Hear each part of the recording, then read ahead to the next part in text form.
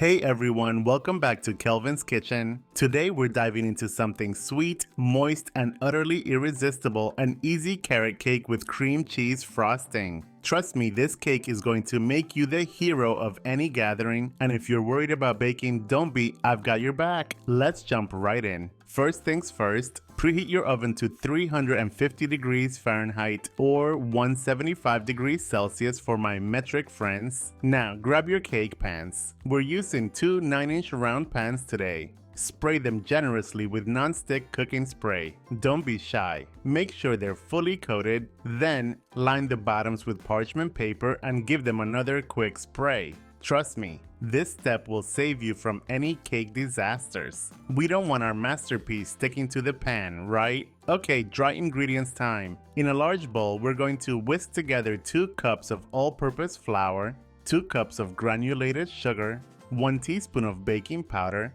1 teaspoon of baking soda, half a teaspoon of salt, 1 teaspoon of ground cinnamon, half a teaspoon of ground nutmeg, and half teaspoon of ground ginger. Whisk it like you mean it. Get all those spices nicely blended. Think of it as your arm workout for the day, baking with benefits. Now, in another bowl, let's get those wet ingredients sorted. Beat together half cup of vegetable oil, 4 large eggs, and 2 teaspoons of vanilla extract. You want this mixture smooth and well combined. If you're feeling fancy, you can even use a hand mixer, but a whisk works just fine. Get it all nice and homogeneous. No one likes an uneven cake. Alright, now comes the magic. Pour the wet ingredients into the dry ingredients. Mix it until just combined. No need to go overboard here. Overmixing is a no-no. We're making cake, not bread. Next, fold in 3 cups of grated carrots, which is about 5 medium carrots and half cup of crushed pineapple that you've drained. This adds moisture and a subtle sweetness. Now, if you're feeling adventurous, throw in half cup of chopped walnuts or pecans and half cup of raisins. If not, no worries. This cake is super flexible. It's like yoga for cakes. Pour the batter evenly into the prepared pans. Give each pan a little wiggle to spread the batter out smoothly. Here's a tip for perfectly even cake layers. Use a kitchen scale to weigh the pans with the batter. Adjust the batter as needed until both pans have an equal amount. Pop them into your preheated oven and bake for 25 to 30 minutes. Here's a joke while we wait. Why did the carrot cake visit the psychologist? It couldn't stop getting into jam. Okay, back to serious business.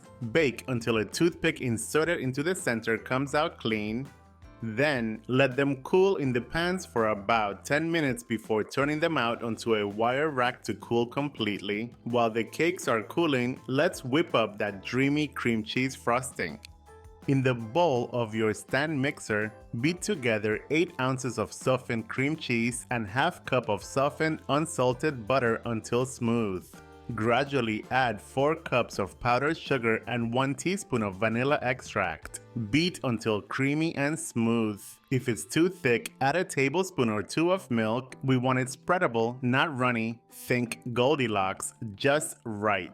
Remember to set aside about half a cup of frosting for decorating later. We're going for a rustic look, not the Sistine Chapel, so don't stress. Once your cakes are completely cool, it's frosting time. Spread the cream cheese frosting evenly on top of one layer, then place the second layer on top and frost the top and sides of the cake. If you're using a 9x13 pan, just spread the frosting over the top. Simple. For that rustic charm, use the reserved frosting to make simple swirls or dollops on top. Use a spatula or the back of a spoon to create a textured, homey finish. There you go, rustic perfection. And there you have it, an easy carrot cake with cream cheese frosting that looks and tastes amazing. Perfect for any occasion. If you want the full written recipe, head over to kelvinskitchen.com. Don't forget to like, subscribe, and hit the notification bell so you never miss a recipe. Thanks for watching, and I'll see you in the next video.